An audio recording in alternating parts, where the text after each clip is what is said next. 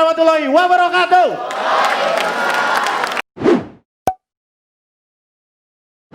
Ya, laki-laki luar biasa.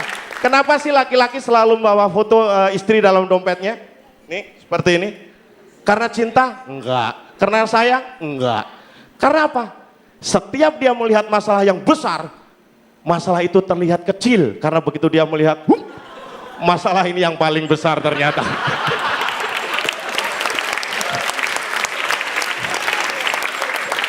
Laki-laki itu luar biasa. Laki-laki ya, lebih sayang istri daripada anak.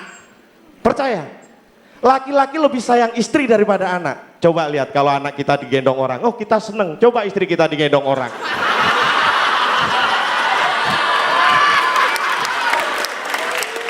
Makanya contoh lah. Nah, saya kasih tahu nih ya, tips untuk cowok-cowok jangan khawatir. Perbandingan cowok dan cewek adalah 1:4. 1 cowok, 4 cewek. Jadi kalau Anda diputus oleh cewek, jangan khawatir mas. Masih ada 3 lagi yang akan mutus kamu. Ya, makanya. Nah, sebenarnya tidak ada sih perbedaan laki-laki dan perempuan itu tidak ada. Ibu kita dulu yang salah mungkin ya. Kenapa ibu kita lebih suka bayi perempuan daripada bayi laki-laki? Mereka lebih suka bayi perempuan daripada bayi laki-laki. Karena bayi perempuan berhenti minum ASI di umur 2 tahun. Bayi laki-laki sampai umur 60 mari nyari ASI. Nah, kebiasaan kita kalau sudah berkeluarga, ya segedang sharing karena saya sudah berkeluarga, itu ada saat di mana istri pergi atau suami yang pergi. Kalau suami yang pergi, ya kan, istri pasti telepon, Mas ada di mana? Itu untuk menentukan, memastikan suaminya ada di mana. Tapi kalau suaminya yang telepon, ya kan, suaminya yang telepon, dia memastikan istrinya tidak ada di sekitar situ. Dek di mana? Oh di rumah. Aman istri di rumah yuk. Baik, dalam keluarga saya ada saat kita kalau suami itu harus memenuhi 3 hal. Papan, sandang, ya kan? Kemudian pangan. Jadi saya tahu beda laki-laki atau istri atau suami dalam memilih baju. Istri dan suami beda dalam memilih baju. Biasanya kalau kita milih baju kan, Pak, gimana Pak? Bagus? Oh ya. Saya juga, Mah, gimana? Bagus. Nah, bedanya adalah suami menunjukkan kepada istri sebelum dibayar, tapi istri menunjukkan kepada suami setelah dibayar. Iya kan? Saya pasti ngomong bilang bagus, kalau saya ngomong jelek, dia beli lagi.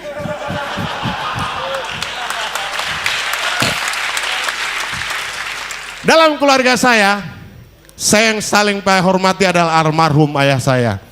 Ya, saya sangat menghargai atau menghormati almarhum ayah saya. Kalau kita takziah, istilahnya takziah berkunjung ke tempat orang meninggal, itu pasti semua kebiasaan orang sama. Kalau orang meninggal, itu biasanya sudah ditulis papan, kapan meninggalnya, umur berapa, ya kan, akan dimakamkan di mana. Tapi tololnya orang yang datang itu takziah, pertanyaannya tetap yang sudah ada di situ. Dia tanya ke saya. Dan pertanyaan pasti 3, apa? Meninggal jam berapa? Kena apa? Umur berapa? Meninggal jam berapa? Kenapa? Umur berapa? Jadi saya jawabnya jam 11 Pak, jantung 75. Jam 11 itu masih semangat. Jam 3 semakin capek, saya jam 11 Pak, jantung 75. Jam 11 Pak, jantung 75 Pak. Jam 11 jantung 75. Jam 11 jantung 75. Indonesia merdeka pada tanggal 17 Agustus 1945, betul? Tuh kira-kira habis Isa lah 1945. Ya, habis Isa. Ya, dan Indonesia selama setelah kemerdekaan sudah dipimpin oleh 16 presiden. Bingung kan? 16.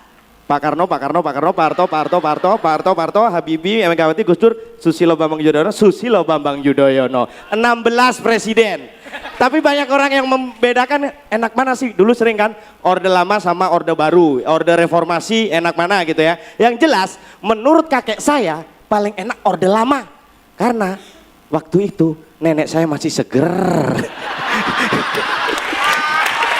Indonesia juga terkenal dengan yang namanya politik. Tahu politik?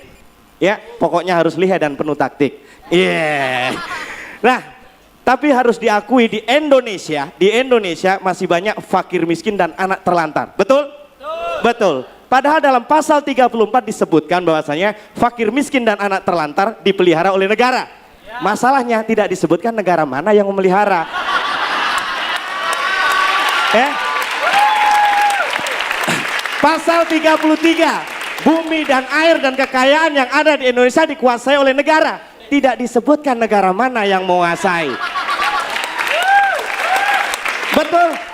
Nah, inilah Indonesia.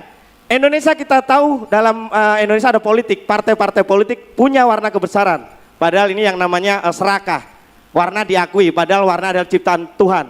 Merah, kuning, hijau, ciptaan Tuhan. Nah, yang jadi masalah kalau mereka punya warna kebesaran, mengapa mereka tidak punya warna kekecilan?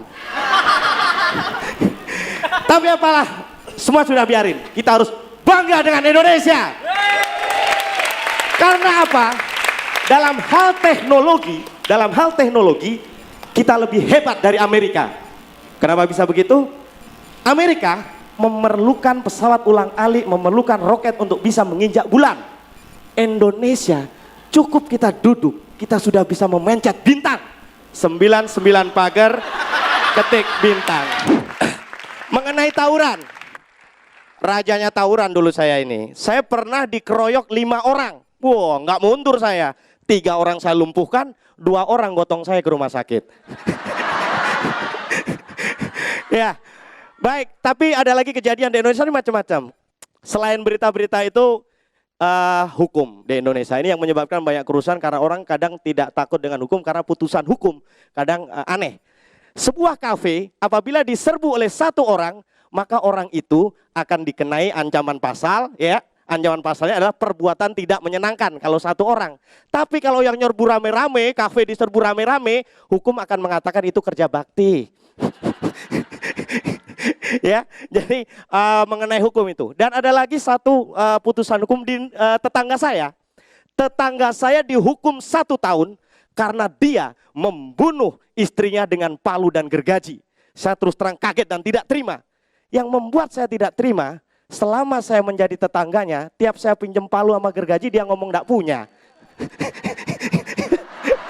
Harusnya kan punya, ya. Baik. Tapi selain berita-berita tersebut, ada juga putusan kadang maling ayam sama koruptor besar mana sih hukumannya, ya. Nah, ini sama dengan kalau kita membandingkan maling ayam sama maling telur. Nah, besaran mana hukumannya? Maling ayam, maling telur, telur. Salah, yang paling besar yaitu maling ayam yang sedang bertelur. Ya, itu yang paling besar. Tapi apalah semuanya artinya yang ada di sini, kita harus tetap bangga bahwasanya dengan kita menjadi warga negara Indonesia. Karena apa? Karena kita sebagai warga negara, saya bersyukur dilahirkan di Indonesia dan saya besar di Indonesia, saya bersyukur. Karena apa?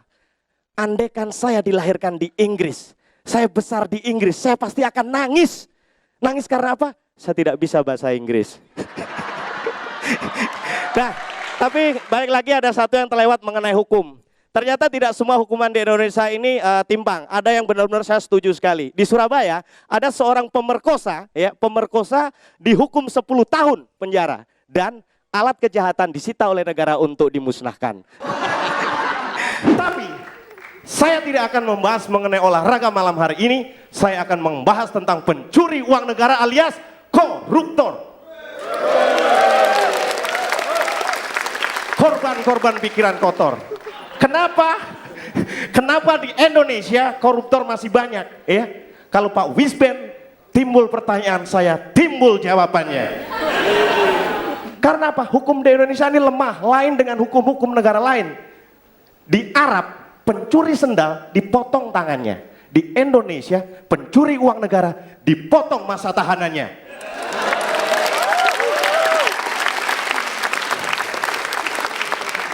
Di Cina, koruptor digantung kepalanya. Di Indonesia, koruptor digantung kasusnya.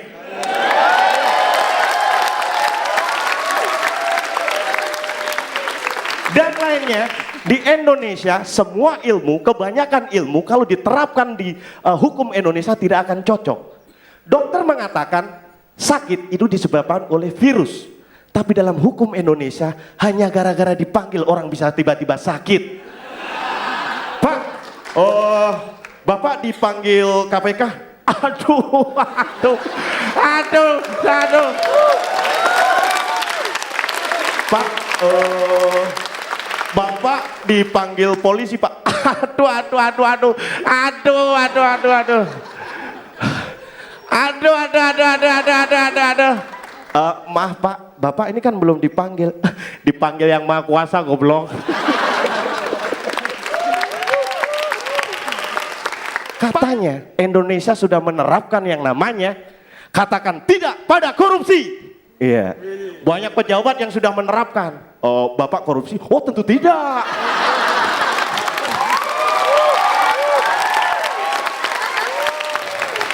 Bapak korupsi? Oh, tidak. Bapak korupsi? Yuk, kapan?